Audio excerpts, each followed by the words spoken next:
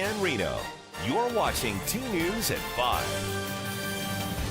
Firefighters say the river flows could remain high through summer, in fact. I'm Kristen Remington. I'm Landon Miller. Thank you for joining us at 5 o'clock. And Sparks engine crews do rescue drills every couple times a year, really, hoping to save lives when that time comes. Paul Nelson joins us now live at the McCarran Bridge in Sparks, where they were doing some of those drills earlier today. And Paul, let's talk about some of the conditions behind you. Pretty high, huh? Yeah, if you look behind me, you can see the river's moving very fast, Landon, and the spring runoff really hasn't even picked up yet. It's the kind of conditions, though, where if somebody falls in, they can find themselves in a lot of trouble, and that's when firefighters might have to come out and pull them out.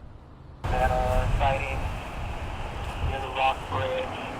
It'll be about 10 minutes. Sparks firefighters know the day will come when they have to rescue someone from the Truckee River. On average, they respond to 5 to 10 river rescue calls each year. That's why this training is so critical. I want the guys to see how difficult this is to set up with only a 3-person crew. It's very time consuming, it really zaps your energy. So I wanted them to get out here now. This exercise involves someone who fell into the river a few miles upstream.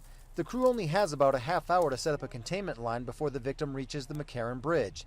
They have to stretch a rope across the river at a 45-degree angle.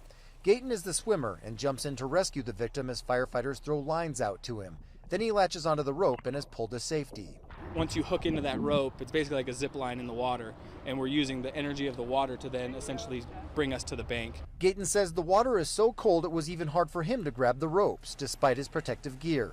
He says people should stay out of the river, and that with these conditions, it doesn't take long for hypothermia to set in. It zaps your brain, and you have a hard time comprehending, doing the normal things like just closing your hand, grabbing things, listening to commands within a matter of minutes. As fast and cold as the river is, he doesn't expect it to let up anytime soon. There's a lot of snow up there, so you expect heavy flows all the way through the summer months.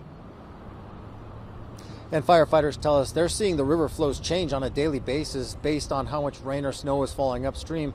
Also, on top of that, you got Lake Tahoe and the reservoirs upstream where water's coming out of that, so that can increase or decrease the amount of flows. He says that if you do plan on getting in the river, make sure you're wearing all the proper safety gear.